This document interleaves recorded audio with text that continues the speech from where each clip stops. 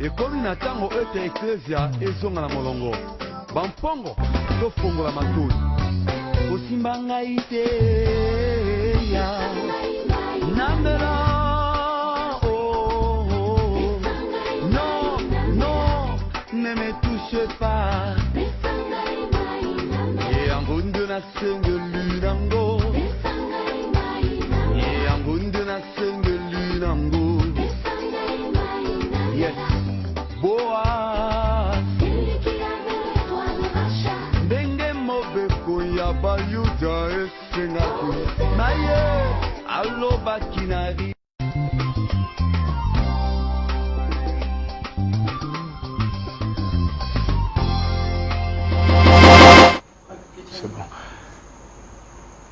C'est bon.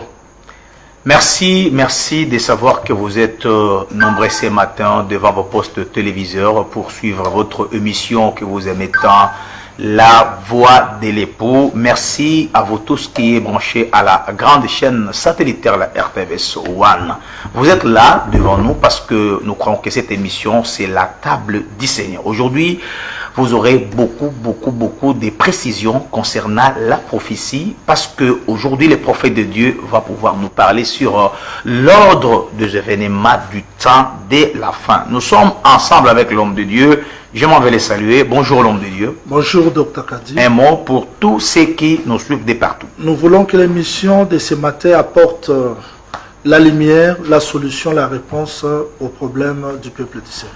Merci beaucoup. L'homme de Dieu nous a dit qu'il veut que la mission d'aujourd'hui puisse apporter beaucoup de solutions aux problèmes du peuple du Seigneur qui sont éparpillés partout dans le monde entier. Mais avant que le prophète ne commence sur l'ordre des événements du temps de la fin, j'aimerais que le prophète puisse faire un pas en arrière concernant l'émission au passé où l'homme de Dieu nous avait dit que Caïn serait sauvé. Alors nous avons eu trop de réactions de nos bien-aimés, aussi des ministres du Seigneur qui parlent la langue des Canaan.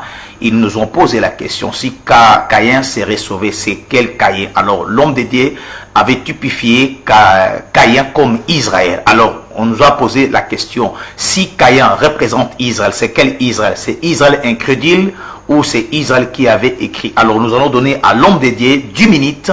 Il va pouvoir nous donner beaucoup de détails, des précisions, un exposé concernant Caïn comme Israël. C'est quel Israël? C'est Israël incrédule ou Israël qui a vécu ou bien Israël qui va croire au message des témoins. Prophète de Dieu, place à la parole. Oui, que le Seigneur bénisse Dr Kadi, que le Seigneur bénisse tous les téléspectateurs qui nous suivent partout dans le monde. Je ne prendrai pas même 10 minutes Dr Kadi parce que le temps, il faudrait que j'aille sur l'ordre des événements parce que c'est ce qui trouble le peuple aujourd'hui. Très bien. J'aurais voulu que Dr Kadi nous lise un texte qui va nous aider à comprendre un peu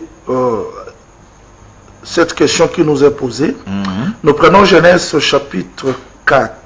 Genèse chapitre 4, tu commences à partir du verset 12 et tu vas descendre. Bon, tu vas sauter pour qu'on gagne du temps. Tu lis le verset 11, 12 et tu lis aussi le verset 15. Genèse chapitre 4, le verset 10, 11. 12. Genèse chapitre 4, le verset 12, je lis. Quand tu cultiveras les sols, il ne te donnera plus sa richesse. Tu seras errant et vagabond sur la terre. Verset 13. Caïn dit à l'Éternel, mon châtiment est trop grand pour être supporté. Verset 14. Voici tu me chasses aujourd'hui de cette terre, je serai caché loin de ta face, je serai errant et vagabond sur la terre, et quiconque me trouvera me tuera. Verset 15. L'Éternel dit, si quelqu'un tuait Caïn, Caïn serait vengé 7 fois.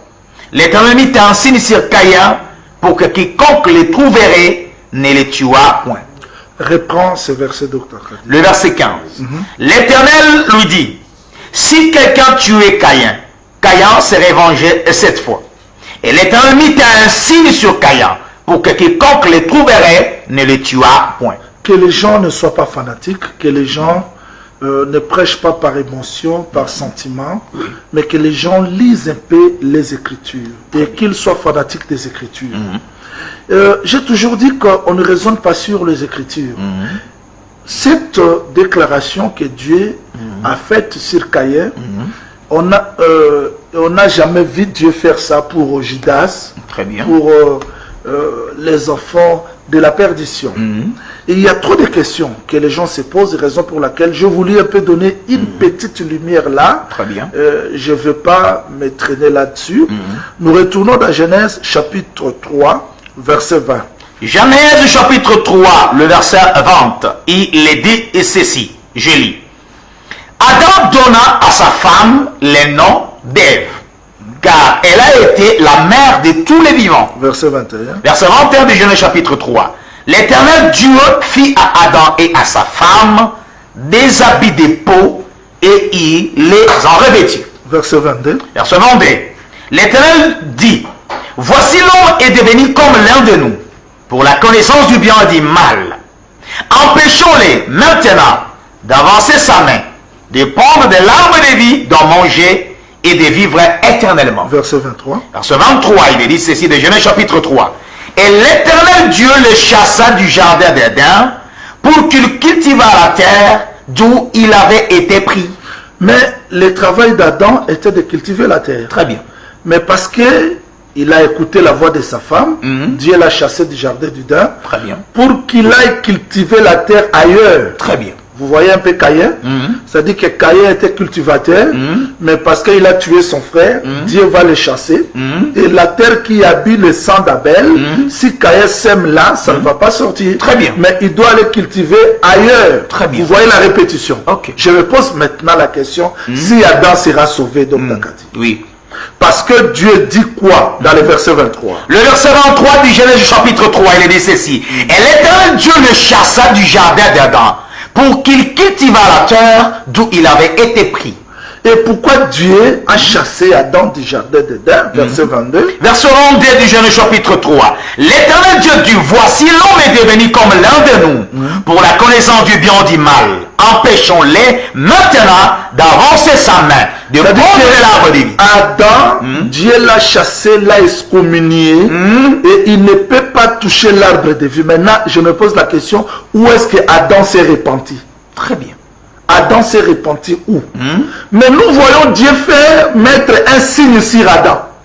La peau d'animal qu'il a mis sur Adam, c'est un signe qui prouve que Dieu fera le suivi ou la continuité d'Adam. Très bien. Mais où est-ce qu'Adam s'est repenti? Parce que beaucoup de gens nous posent des questions. Où est-ce que Caïn s'est repenti? Très bien. Où est-ce qu'Adam s'est repenti?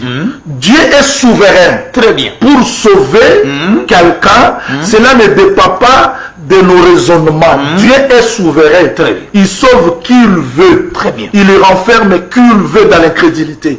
Je voulais que les gens comprennent un peu cela. Parce que Dieu a mis une peau d'animal sur Adam. Ça prouve qu'il y a quelque chose que Dieu a mis sur Adam qui fera le suivi. Très bien. Mais on se pose la question, où est-ce qu'Adam s'est réparti? D'ailleurs, noir sur blanc, Dieu a chassé Adam, il a excommunié, et il a dit, empêchons l'homme de toucher l'arbre de vie pour qu'il vive éternellement. Donc, je veux dire qu'Adam n'a pas la vie éternelle parce que Dieu l'a excommunié, et l'arbre de vie est resté là. Mais parce que Dieu a fait un signe sur Adam, ça nous prouve donc il y a un suivi qu'il fera. Très bien. Maintenant, prenons l'exemple, parce que j'ai entendu beaucoup de gens dire que, non, écoutez, prophète Jean-Willy, les signes que Dieu a mis sur Caïn, c'est la marque de la bête. Non, soyons sérieux, donc Dakadi. Soyons sérieux. Comment Dieu, parce que ici, Dieu, lui-même justifie Caïn. Ce n'est pas un homme de la terre. C'est comme il a justifié Adam. C'est la continuité, parce que je dis que Caïn c'est la continuité d'Adam terrestre. Donc Adam était cultivateur parce qu'il a écouté la voix de sa femme. Dieu l'a empêché de continuer à cultiver à la terre d'Adam, d'Éden plutôt, et il devait aller cultiver ailleurs. C'est cette répétition qui est venue se manifester chez Caïn. Dieu l'a excommunié du jardin d'Éden. Dieu l'a excommunié de la terre qui habille le sang d'Abel pour aller travailler ailleurs. C'est-à-dire, à la croix de Golgotha, quand le sang était versé, il y a un peuple qui habille ce sang, c'est l'Église. C'est-à-dire qu'aujourd'hui, le ministère de la loi ne peut plus faire quelque chose dans l'Église si ce n'est qu'ailleurs. Mais retournons un peu pour comprendre, parce que beaucoup de gens nous posent des questions. Prophète Jaoulé, ce signe-là, c'est le Saint-Esprit. Je dis, ce n'est pas le Saint-Esprit, c'est le signe de l'Alliance. Dieu a mis un signe de l'Alliance pour se souvenir de Caïn. Très bien. Et, s'il vous plaît, qu'on ne lise pas ça dans l'esprit de fanatisme. Et j'ai toujours exhorté les prédicateurs, avant de prêcher des questions difficiles, de rester aussi dans la présence du Seigneur. Qu'on ne prêche pas seulement par des commentaires, par des encyclopédies, je ne suis pas contre ça, mais qu'on prêche aussi tout en écoutant Dieu. S'il y a des questions difficiles, qu'on reste aussi dans la présence du Seigneur pour l'écouter, afin qu'il nous éclaire. Mais comment Dieu? Donc, Takadi, j'aimerais que vous revenez dans le verset 15. Genèse chapitre 4, je reprends le verset 15e. L'Éternel dit, ou bien lui dit, si quelqu'un tuait Caïn, Caïn serait vengé cette fois. C'est Dieu qui épargne Caïn, parce qu'il est meurtrier. Maintenant, les sacrificateurs est capable d'excommunier les meurtriers ou de les laisser dans la ville de refuge. Maintenant, il sort Caïn, mais il les cache, il les garde. C'est-à-dire que vous n'allez pas poser à Dieu la question pourquoi il a justifié Caïn, pourquoi on a justifié Jonathan qui était désobéissant. Le problème est que les gens ne voient pas Dieu seulement dans la lumière, ils se cachent aussi dans les ténèbres. Très bien. Donc, si Uza touche l'arche, il tombe, on dit non, ça ce n'est pas Dieu. Mais quand l'agneau est donné, on voit Dieu. Si c'est le bouc, ce n'est pas Dieu. Dieu peut travailler dans la lumière comme dans les ténèbres. Il faudrait que les gens aient un peu cette façon-là de comprendre Dieu, parce qu'il a dit que pour moi, les ténèbres c'est aussi ma retraite. C'est-à-dire que Dieu peut travailler comme quelqu'un qui écoute, Joseph qui attend ses frères. Il peut travailler aussi comme un sourd qui n'attend pas ses frères parce qu'il y a le péché. Donc Dieu travaille comme ça. Il faudrait que les gens comprennent le langage de Dieu, parce que toutes ces choses, ce sont des types que Dieu se sert pour apporter l'enseignement, l'instruction sur son église. Mais donc Takadi, terminons, parce que j'ai trop à dire aujourd'hui, terminons. Comment Dieu, 15. Genèse 4, je reprends le verset 15e. Il est dit ceci. L'Éternel lui dit, si quelqu'un tuait Caïn, Caïn serait vengé cette fois. Et l'Éternel mit un signe sur Caïn pour que quiconque le trouverait ne le tuât point. Ça, c'est Dieu qui a mis. Maintenant, si Caïn c'est le fils de la perdition, comment Dieu peut mettre un signe sur Caïn? Et ce signe ici, c'est pour la protection, s'il vous plaît. Soyons quand même clairs selon les textes bibliques. Maintenant, ce Caïn-là représente qui? Romains chapitre 11. Romains, le chapitre 11e. Prenez le verset 25 et descendons. Romains, chapitre 11, le verset 25e. Il est dit ceci, je lis. Car je ne veux pas, frères, que vous ignorez ces mystères, en fait que vous ne vous regardiez point comme sages, c'est qu'une partie d'Israël est tombée dans l'endurcissement du cœur, juste à que la totalité des païens soit entrée. L'endurcissement du cœur là, c'est la partie incrédule d'Israël. Mais pourquoi Israël est devenu incrédule, si vous remontez? C'est le Seigneur qui les a aveuglés pour que les païens entrent, pour que les sans-dieux, pour que les nations puissent entrer, bénéficier la grâce de Dieu. Maintenant, cet Israël-là, 26. Romains 11, le verset 26e. Et ainsi tout Israël sera sauvé. Ça maintenant c'est une autre dispensation. Voilà pourquoi je voulais qu'on parle un peu sur l'ordre des événements du temps de la fin. Parce que beaucoup de gens confondent ces choses. C'est-à-dire Israël qui est tombé dans l'endurcissement, c'est comme Thomas. Thomas, on prêche que nous avons vu le Messie, le Seigneur. Thomas n'accepte pas. Mais Thomas attend son jour. Deuxième Pâques. C'est-à-dire qu'il y aura la seconde Pâques où Thomas va voir Christ et le croire. Très bien. Maintenant, c'est Caïn-là qui est tombé dans l'endurcissement. C'est Caïn-là qui est vagabond. C'est le peuple d'Israël qui n'a pas cru au Seigneur Jésus-Christ, qui l'a crucifié comme Abel. Ok. Parce que là, il faudrait que les gens soient clairs. Si on laisse seulement Caïn comme le diable, maintenant Abel sera qui? Voilà. Maintenant, qui a tué Abel? C'est le diable. Mais le texte est clair que Satan entra dans Judas pour aller tuer José. Et ça, c'est noir sur blanc que c'est le peuple d'Israël qui a crucifié le Seigneur Jésus-Christ. Très bien. Maintenant, si cet Abel-là représentait Christ, maintenant, qui a crucifié Christ? C'est la maison d'Israël. Très bien. Et cet Israël est tombé dans l'endurcissement jusqu'à ce que la totalité des païens sont entrés. Mais il y a une alliance.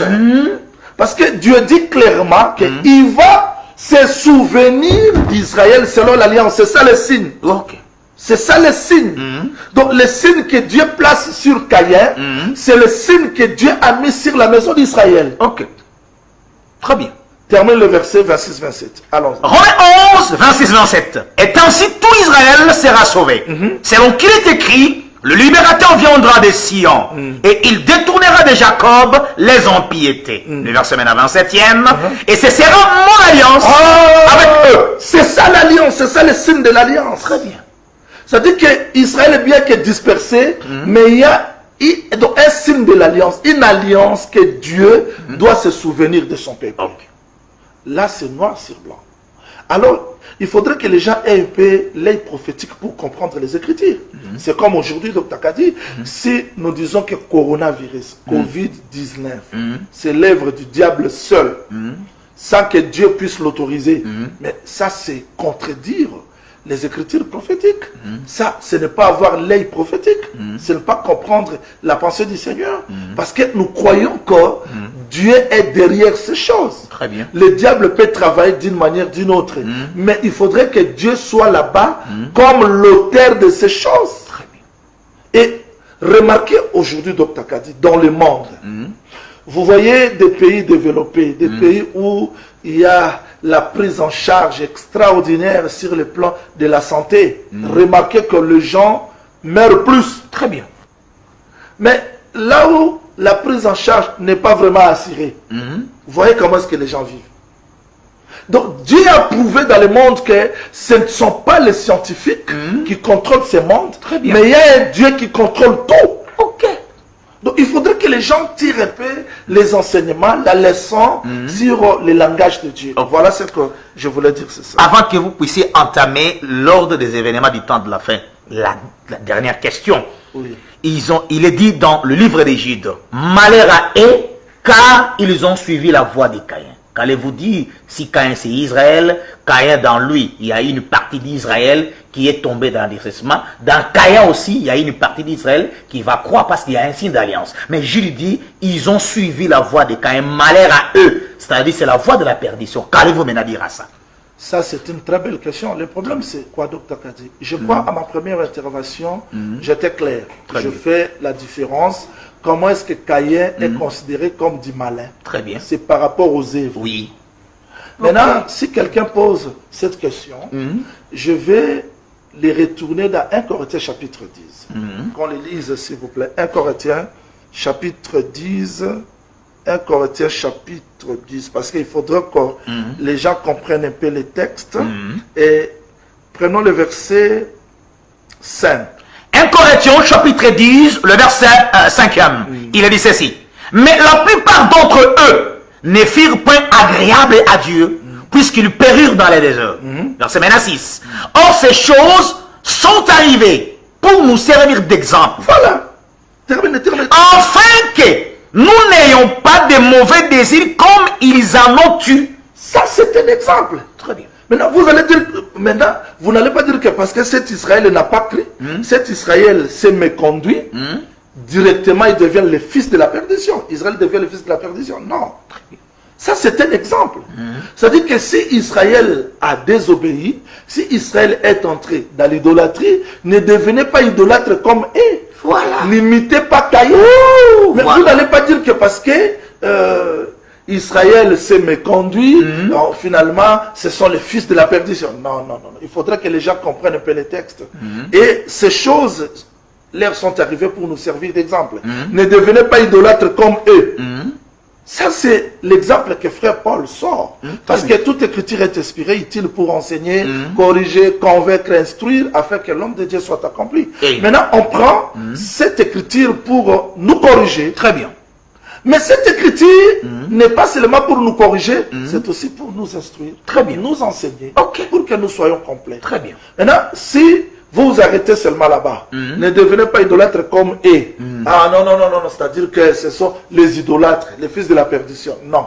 Je dis, il faut considérer le texte dans la totalité. Ok. Aucune prophétie de l'écriture ne peut être l'objet d'une interprétation particulière. Ok. Nous disons que Caïn, c'est le fils du malin par rapport aux œuvres. Ok. Comme l'un de nous, quand il pratique le mal, il devient du malin. Mais Caïn était le fils d'Adam. Très bien. Il était le fils d'Adam. Oh, Jésus-Christ est venu pour la rédemption des fils d'Adam. Très bien. Il faudrait que les gens comprennent ça très bien. Que les gens ne confondent pas Caïn, fils d'Adam, Caïn, fils du malin, comme la descendance du serpent. Non, là c'est faux. Et même si Moïse serait ressuscité aujourd'hui, il sera étonné d'attendre les gens montrer que Caïn c'est le fils du diable. C'est-à-dire, eza lokola moto aza mwana nzambe asali mabe. Mote azoloba ke ko sala ndenge asala kite. Voilà. Mais epekisi te mwana nzambe na nzambe ya ko visiter a changer. Exactement. Donc c'est ce que l'homme de Dieu nous a dit. Merci prophète, je crois que je vais vous donner 30 minutes maintenant. L'homme de Dieu va faire un exposé concernant l'ordre des événements du temps de la fin. Merci beaucoup. Oui, nous sommes désolés parce que la connexion nous a fait un peu défaut, mais je sais que le Seigneur va aider, car le Dr Kadi va mettre tout dans l'ordre, vous aurez ça. Okay. Nous prenons Matthieu chapitre 24, Dr Kadi. Matthieu chapitre 24, Matthieu 24. Prenez le verset, prenez le verset 3. Matthieu 24, le verset 3. Matthieu 24, le verset 3. Je lis ceci. Il s'assit sur la montagne des Oliviers. Et les disciples vinrent en particulier lui faire cette question. Dis-nous, quand cela arrivera-t-il et quel sera le signe de ton avènement et de la fin du monde? Verset maintenant à 4. Jésus leur répondit. Vous arrêtez même là-bas. Ok.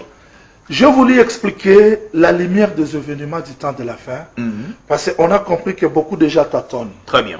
Et c'est un enseignement très, très, très important. Je sais que nous aurons beaucoup de temps pour expliquer au peuple, afin que les gens comprennent. Très bien. Remarquez, je ne veux pas revenir sur ce qui s'est passé, mais je veux seulement montrer comment est-ce que les apôtres posent la question. Je voulais que Dr Kadi revienne sur le verset 3. Matthieu 24, le verset 3e. Il est dit ceci. Il s'assit sur la montagne des Oliviers. Et les disciples vinrent en particulier lui faire cette question. Dis-nous, quand cela arrivera-t-il et quel sera le signe de ton avènement et de la fin du monde? En lisant ce verset biblique, nous comprenons qu'il y a beaucoup d'événements. Très bien. D'emblée, parce que la télévision c'est le temps, je veux que Dr Kadi nous lise quelques textes bibliques pour que les gens comprennent un peu la différence. Pourquoi devons-nous mettre les événements dans l'ordre? Très bien. Parce que beaucoup de gens confondent un peu les choses. Okay. Ils confondent l'avènement, ils confondent le retour glorieux, ils confondent beaucoup de choses. Et maintenant, dans la prophétie, si l'ordre n'est pas bien respecté, on risquera de mêler les choses. Très bien. Et le peuple n'aura pas la lumière ou le son ne sera pas clair. Ok. Raison pour laquelle je voulais un peu revenir là. Si vous lisez ce texte biblique, vous allez voir que les apôtres mettent les choses dans l'ordre. bien. Ils parlent, ils posent au Seigneur Jésus-Christ une question, mais dans cette question, ils font la différence entre la destruction du temple, les signes de ton avènement et de la fin du monde. Très bien. J'attends aujourd'hui beaucoup de gens chanter. C'est-à-dire que les gens confondent un peu les événements. Très bien. Je vous lis que vous prenez 1 Corinthiens chapitre 15. 1 Corinthiens chapitre 15. Là, je n'entre pas encore dans les détails, mais je veux seulement donner l'ordre, des quelques événements, et à la fin, nous allons revenir. Donc, Takadi, prenez les versets 52. 1 Corinthiens 15, le verset 52e, il est dit ceci.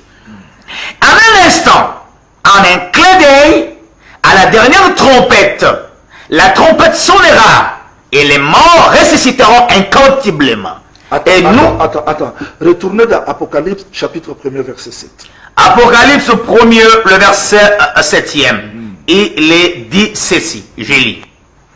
Voici, il vient avec les nuées, et tout est il le verra. Si vous prenez ce texte biblique, vous allez voir que dans 1 Corinthiens, chapitre 15, que je vais expliquer et donner le pourquoi, vous verrez que là, les frères Paul parlent de mystère. Très bien. En un clin d'œil. Et là, dans Matthieu, chapitre 24, Luc 21, le Seigneur montre comment est-ce que sa venue sera comme un voleur. Très bien. Vous voyez? Mais dans Apocalypse, chapitre 1er, verset 7, on dit tout est, il le verra. Si vous ne voyez pas bien ces choses, vous risquerez de confondre le retour glorieux et la venue du Seigneur Jésus-Christ. C'est-à-dire que quand Christ reviendra dans l'enlèvement pour prendre son église, tout œil ne va pas le voir. Très bien. Mais quand tu le reviendras dans la gloire, tout œil le verra. Vous voyez? Maintenant, nous sommes appelés à classer les événements dans l'ordre pour que les gens aient la connaissance exacte. Pour que les gens ne tâtonnent pas. Pour que les gens prient tout en ayant la connaissance exacte, parce que la prophétie c'est l'ordre. Il faudrait que ces choses-là soient dans l'ordre. Maintenant, je vais retourner là. Donc, Takadi, je vais parler lentement et des choses très simples pour que tout le monde nous saisisse, nous comprenne. Très bien. Nous retournons dans Éphésiens chapitre 5. Éphésiens chapitre 5 va nous aider à comprendre un peu l'ordre que le Seigneur établit. Nous sommes dans Éphésiens chapitre 5. Prenons le verset 25. Éphésiens 5, le verset 25. Jusqu'au 27e. Jusqu'au verset 27e. Éphésiens 5, verset 5 jusqu'au verset 27. Marie, aimez vos femmes, comme Christ a aimé l'Église, et s'est livré lui-même pour elle, afin de la sanctifier par la parole. Christ s'est livré lui-même pour l'Église afin de la sanctifier par la parole. De la sanctifier par la parole. Après l'avoir purifié par le baptême d'eau. Afin de faire paraître devant lui cette Église glorieuse, sans tache, ni ride, ni rien de semblable, mais sainte et irrépréhensible. Retournons directement dans Cantique des Cantiques, chapitre 6, verset 10. Cantique des Cantiques, chapitre 6. Verset 10. Le verset 10e. Cantique des Cantiques 6, le verset 10. Il dit ceci. Qui est celle qui apparaît comme l'aurore? Celle, c'est la femme. Oui. Ça dit que, attends. Cette femme-là est apparue comme l'aurore. Comme l'aurore, c'est-à-dire que là où la femme, le temps où la femme s'est réveillée, c'était avant la levée du jour. Très bien. C'était l'aurore. Vous vous souvenez de Ruth? C'est-à-dire que Ruth dort au pied de Boaz, mais à l'aurore, quand les gens ne savaient pas encore distinguer, Ruth s'est réveillée. Vous voyez? Très bien. C'est-à-dire que là, l'église, parce qu'avant que l'église soit manifestée, il y a un homme qui s'est donné. C'est ça le sommeil. C'est-à-dire que l'homme dort, maintenant à l'aurore, la femme se réveille. C'est ce que Naomi a dit à Ruth, observe bien Boaz. Quand Boaz va dormir, toi aussi va dormir. Donc, tu dors ensemble, mais au pied de Boaz, non à la tête, parce que le pied qui porte la tête, c'est l'évangile. Très bien. C'est-à-dire qu'aujourd'hui, Ruth dort ensemble avec Boaz. Maintenant, à l'aurore, elle se réveille. C'est-à-dire que l'église, c'est ce que frère Paul dit, il a aimé l'église, il s'est donné. Vous voyez, dormir, c'est ça le sommeil. Christ dort pour son église afin de faire paraître. Maintenant, il faudrait que si ou bien Rite s'élève à l'aurore. Wow. Maintenant, quand elle s'est levée à l'aurore, comme qui? Cantique 6 disent, qui est celle qui apparaît comme l'aurore, belle comme la lune. C'est-à-dire que quand Silamite se réveille, il y a l'absence du soleil. Très bien. Maintenant, elle doit éclairer comme la lune. C'est pas le tout. Pire comme le soleil. Mais comment Silamite devient pure comme le soleil? Vous voyez? C'est-à-dire qu'elle apparaît comme la lune au temps de l'aurore. Très bien. Là, c'est la femme, parce que Jacob interprète clairement que la lune que tu as vue, c'est la femme. Très bien. Le soleil, c'est le pou. Mais comment Silamite, qui est apparue comme la lune, c'est la femme, mais elle devient belle, vous voyez, sa beauté, sa beauté, sa beauté, sa beauté, c'est quand elle a apparu comme la lune. Mais la pureté, c'est quand elle devient comme qui? Comme le soleil. Ah, comme le soleil, c'est-à-dire que là, Silamite s'est identifié à l'homme. Très bien. Vous voyez? C'est-à-dire que ce sont des dispensations, ce sont des événements qui se diffèrent. Très bien. On voit Silamite comme la lune parce qu'elle est claire à l'absence de son mari, mais enfin, on la verra aussi comme soleil parce que là, elle est identifiée avec l'époux. Amen. Vous Bravo. voyez? Et c'est pas le tout, termine.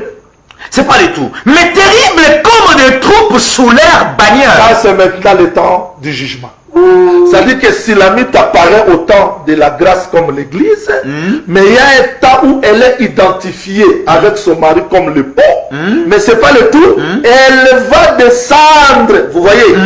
C'est ça la destinée de l'église. Très bien. C'est-à-dire qu'aujourd'hui l'église est claire. J'ai commencé par là pour montrer que le temps de la fête commence quand Christ meurt et que l'église est manifestée. Amen. C'est ça le début du temps de la fin. Très bien. Maintenant, il fallait commencer à classer les événements du temps de la fin. Pourquoi on appelle ça le temps de la fin? Parce que Hébreu chapitre 1er. Hébreu chapitre 1er. Commencez par le premier jusqu'au deuxième. Hébreu chapitre 1er. Premier jusqu'au deuxième. Hébreu 1er, verset 11 jusqu'au verset 2e. Après avoir autrefois, à plusieurs reprises et de plusieurs manières, parlé à nos pères par le prophète. Verset 2 de l'Hébreu chapitre 1er. Dans ces derniers temps, Voilà. Dieu nous a parlé par les fils. C'est-à-dire que quand le Fils apparaît, il n'y a plus du temps. Très bien. Donc Dieu a rassemblé tous ces temps dans le corps du Seigneur Jésus-Christ. Très bien. Très bien. Si vous prenez par exemple Jean chapitre 4 verset 34 jusqu'au 35e verset, il dit vous dites qu'il y a 3 mois, 4 mois jusqu'à la moisson, mais levez les yeux, la moisson blanchit. C'est-à-dire qu'en réalité Christ rassemble tout le temps dans lui. Maintenant quand il se donne, là il met fin au temps de la loi des prophètes et les puissants. Très bien. Maintenant c'est le temps où il a fait une brèche pour que l'église entre. Amen. Maintenant le temps où Silamite est clair comme la lune, c'est le temps de la dispensation de l'église. Ok. Maintenant, ce temps prendra fin un jour. Voilà pourquoi j'ai voulu placer les événements. Il faudrait que les gens retiennent ces choses. Le temps de l'église, déjà, c'est le temps de la fin. Très bien. Il y a des événements